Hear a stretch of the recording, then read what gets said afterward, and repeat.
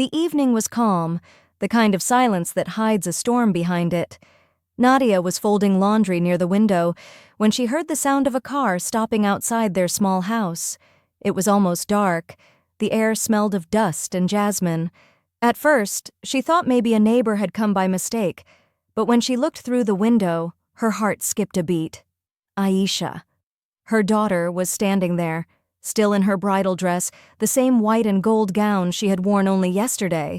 Her eyes were red, her makeup ruined by tears, her hands trembling as she held a small travel bag. Nadia dropped everything and ran outside. "Aisha! My child, what happened? Why are you here?"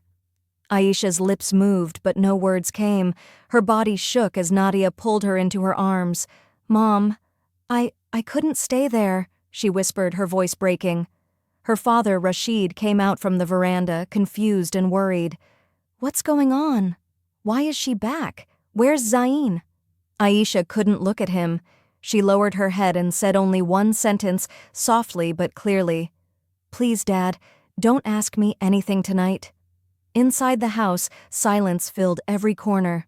The sound of Aisha's quiet sobs echoed in Nadia's heart. She helped her daughter change out of the bridal dress, noticing bruises on her wrist and a scratch near her neck. Nadia's hands froze, but she said nothing. She only kissed Aisha's forehead and whispered, "You're safe now, my love." That night, Aisha didn't eat. She sat by the window, staring at the moon. Nadia stayed beside her. Hours passed before Aisha finally spoke. "Mom, do you know what hurts the most?" "What, my child?" "That I believed he loved me." Nadia's throat tightened. She wanted to ask more, but she waited. Slowly, Aisha began to tell her story.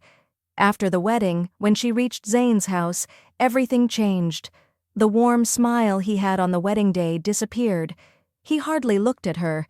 His mother, a strict woman with a sharp voice, began giving her orders to cook, to clean, to act perfect for the guests. When Aisha made a small mistake, she was insulted in front of everyone. And Zain? He just watched, silent. "I tried to talk to him," Aisha whispered, tears running down her cheeks.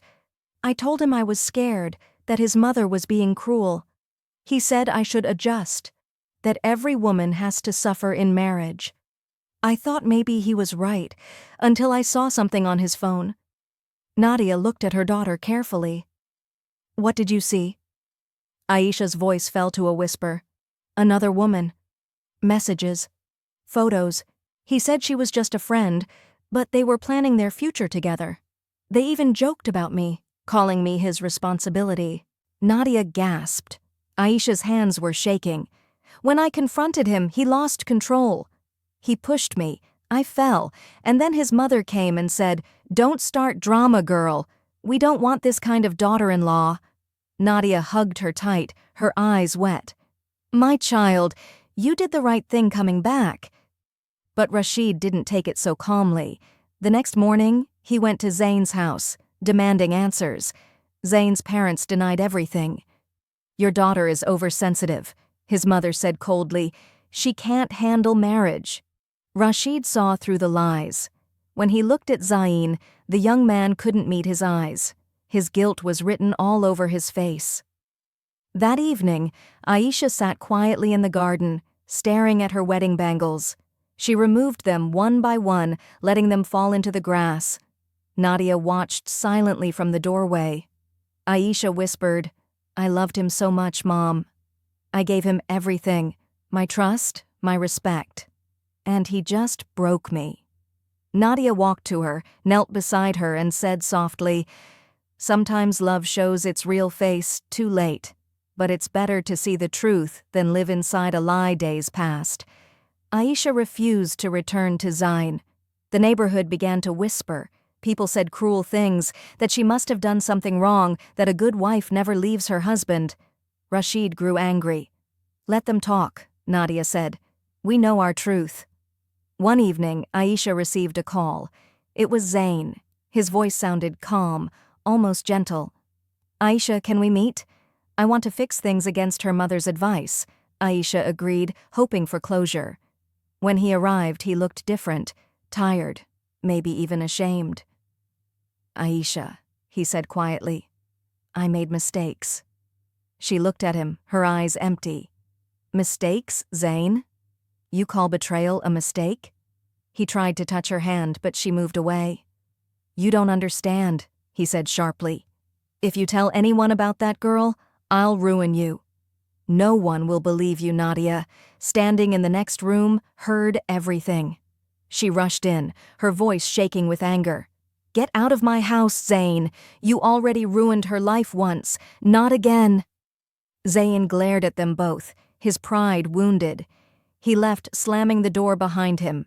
That night, he posted lies about Aisha online, claiming she had mental issues and couldn't live with his family. The rumors spread fast. Aisha was shattered again. She stayed in her room for days, refusing to talk. Nadia prayed silently every night for her daughter's peace. One morning, Aisha came out with a calm face. "Mom," she said, "if the world wants to hear lies, I'll tell them the truth myself." She sat down, recorded a video, and told her story, everything, from the bruises to the betrayal. She showed proof, screenshots, pictures. Her voice trembled, but her words were strong. When she posted it, the response was overwhelming. Thousands of women wrote to her sharing their own stories. Some thanked her for giving them courage. Others told her they had lived in silence for years. The truth spread quickly. Zayn's other woman came forward too, admitting everything. Zayn's lies collapsed like a house of sand. Weeks passed. The pain slowly turned into strength. Aisha began studying again, helping other women through social media. One afternoon, she was standing in the garden, sunlight on her face, a quiet smile on her lips. Nadia walked over, holding 2 cups of tea. "You seem peaceful today," she said. Aisha looked at the sky. "I think I finally am, Mom." "Do you miss him?" Nadia asked softly. Aisha shook her head. "No, I miss the girl I was before all this. But maybe she had to break so I could find myself again." Nadia smiled proudly. "You didn't lose, my love. You survived." Aisha took her hand. "Mom, maybe that marriage wasn't the beginning of my life." "No," Nadia whispered. "It was the end of your pain. And the start of your freedom." They stood there in the golden light, 2 women who had faced the storm and learned to live again. The world had judged them, hurt them, doubted them, but in the quiet of that small garden they had found something stronger than fear. They had found peace.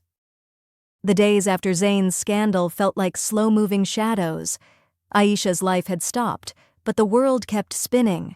She could hear neighbors laughing, children playing in the street, all while her own heart lay silent and bruised. She didn't cry anymore.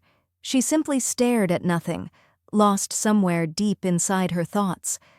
Nadia would sometimes find her sitting in front of the mirror, not fixing her hair, not touching her face, just staring, as if searching for the girl she used to be.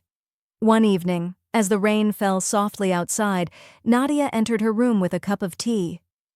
"You can't stay locked inside forever, my love," she said gently. Aisha smiled faintly. "I know, Mom. But how do I go back to living when I don't even know who I am anymore?" Nadia sat beside her and brushed her hair tenderly. "Then start by finding that girl again, the one who used to believe in herself before she believed in anyone else." That night, Aisha opened her old diary, pages full of dreams, poems, and hopes. She read her own words from years ago. "One day, I'll marry the man who looks at me like I'm home." Her hand trembled. She could still remember the first day she met Zayn. It was at her college festival, bright lights, loud music, and that confident smile that made her believe in fairy tales. He was charming, polite, soft-spoken, everything a young heart dreams of. He would bring her coffee, call her every morning, write her poems. For 3 years, he was her whole world. But somewhere along the way, that love had turned into ownership. He began deciding what she should wear, who she should talk to, when she should smile. She mistook control for care, silence for maturity. Now, those memories hurt like tiny glass pieces inside her chest. The next few weeks were difficult but healing. Aisha started painting again, soft colors at first, then bold strokes of red and blue. Her art became her voice. She painted women with eyes full of tears and courage, hands breaking invisible chains. Rashid, who once stayed quiet, began to talk to her again. He was still angry at Zayn, but seeing his daughter smile even for a moment gave him peace. "You know," he said one morning while watering the plants, "when you were born, I promised myself I'd never let you cry." "I failed at that, Aisha." She turned and hugged him. "No, Dad. You didn't fail. You gave me the strength to stand again." Her story continued spreading online. People reached out from all over the world, women, men, even young girls thanking her for speaking the truth. A local magazine wanted to interview her about women's empowerment. Aisha hesitated, afraid of reopening her wounds, but Nadia encouraged her. "Your pain is not your weakness," she said softly. "It's your power now." Aisha agreed. The day of the interview, she wore a simple white dress and no makeup. When the interviewer asked, "If Zayn is watching this right now, what would you say to him?" she paused for a long moment before answering. "I would say thank you," she finally said. "Thank you for breaking me. Because I had to break to see how strong I could be." The interviewer fell silent. The clip went viral within hours. People began calling her the girl who rose again. But as her name spread, so did the tension. Zayn's family was furious. They accused her of lying for fame. One evening, a black car stopped outside their house. Rashid opened the door to find Zayn standing there again, this time angry, desperate, wild-eyed. "Aisha," he shouted, "you think you can destroy me? You think anyone will marry you now?" Aisha came to the doorway, her voice steady. "I'm not looking for another marriage, Zayn. I'm building a life." He took a step closer. "You ruined my reputation." "You ruined yourself," she replied quietly. Nadia stood behind her daughter, fearless. "You should leave before I call the police." Zayn glared at them both, then smirked. "You'll regret this." He turned and left, but his words echoed long after his car disappeared. That night, Aisha couldn't sleep. Fear crept into her heart again, not for herself, but for her parents. She sat awake until dawn, praying silently. The next morning, she decided something. She wouldn't live in fear anymore. She applied for a job at a women's shelter in the city, a place that helped abuse victims rebuild their lives. It wasn't easy convincing her parents, but Nadia saw the determination in her eyes. "If this is what helps you heal, go," she said, her voice trembling but proud. Moving away was hard. Every corner of her home carried memories, but she needed distance, not from her family, but from her past. At the shelter, she met women with scars deeper than hers, some physical, some invisible.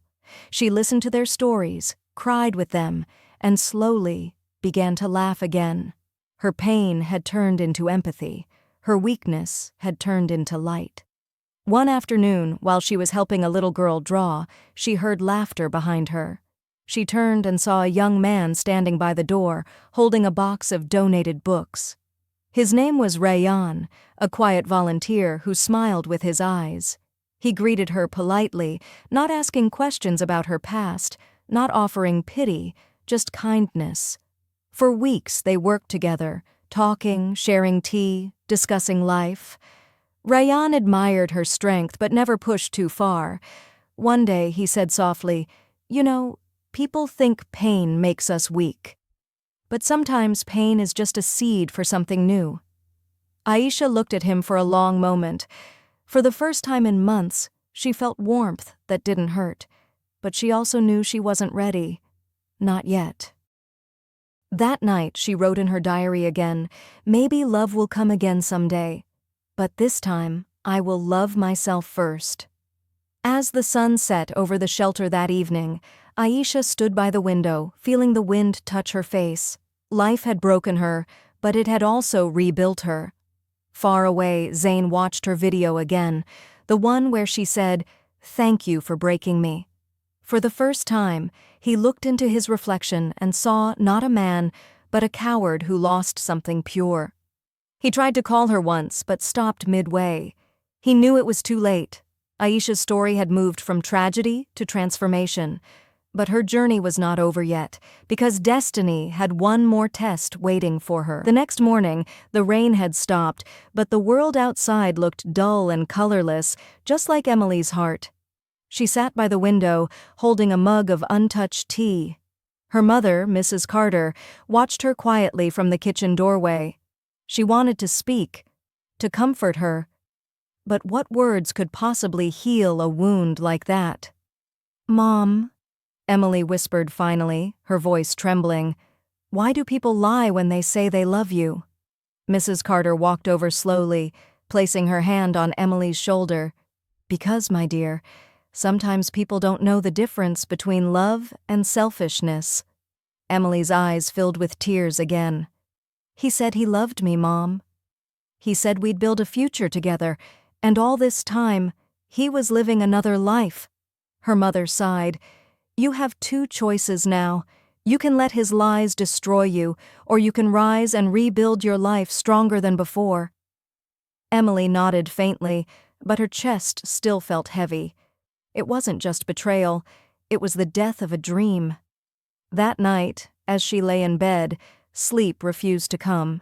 She kept remembering Daniel's smile, his promises, his gentle words. How could someone who held her hand so lovingly turn out to be a stranger? Her phone buzzed suddenly.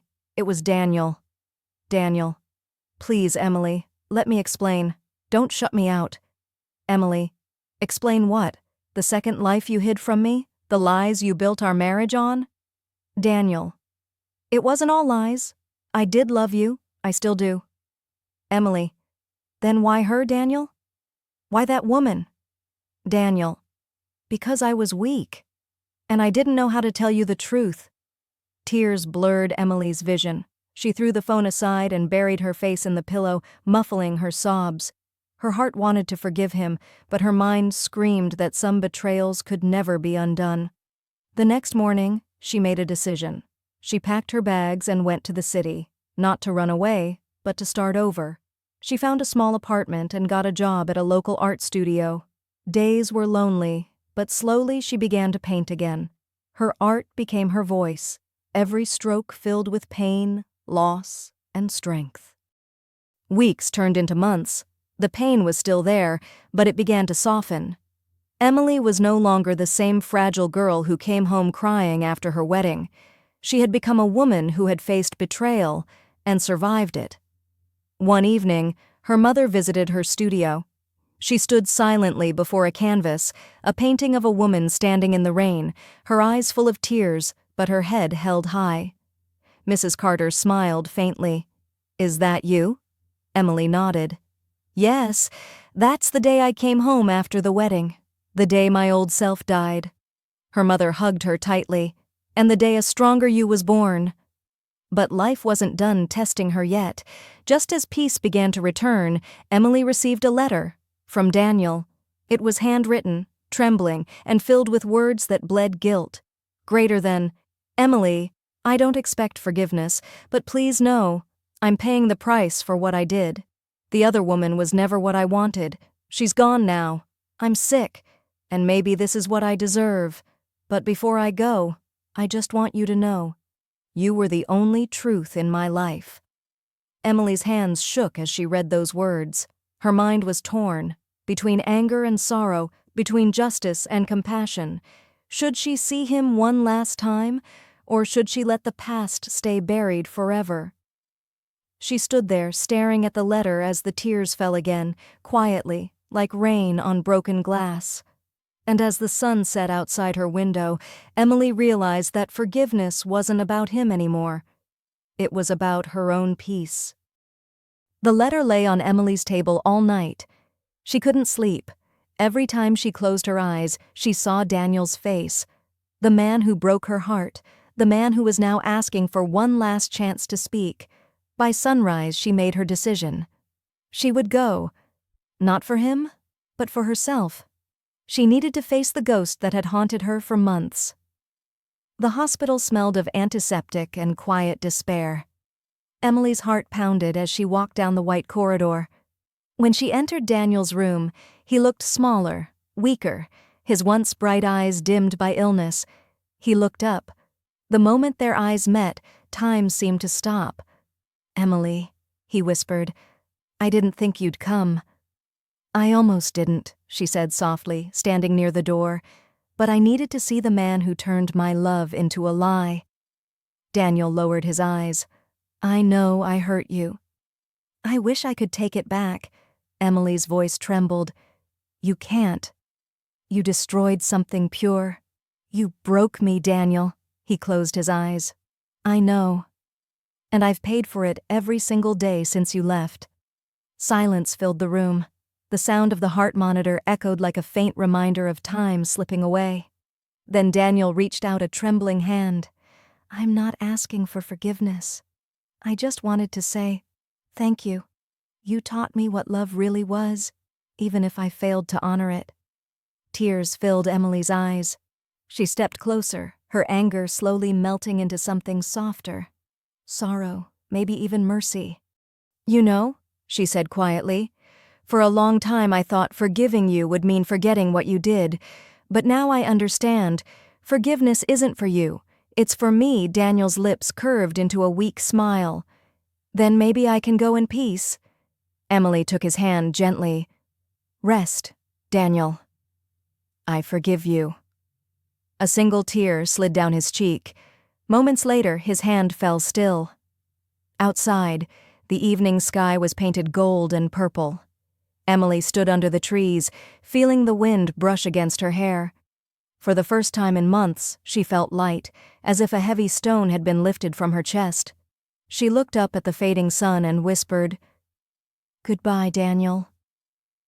When she returned home, she opened her sketchbook and began to draw again, not pain this time, but peace. The canvas showed a woman walking down a road lined with trees, the light of dawn ahead. Her mother entered the room, smiling softly. "Is this a new painting?" Emily nodded. "Yes, it's called The Beginning." Mrs. Carter looked at her daughter with pride. "So it's finally over?" Emily smiled faintly, wiping a tear from her cheek. "No, Mom. It's not over. It's a new chapter." Thank you for watching. Don't forget to like, comment, and share if you enjoyed the story, and subscribe for more stories that touch your heart.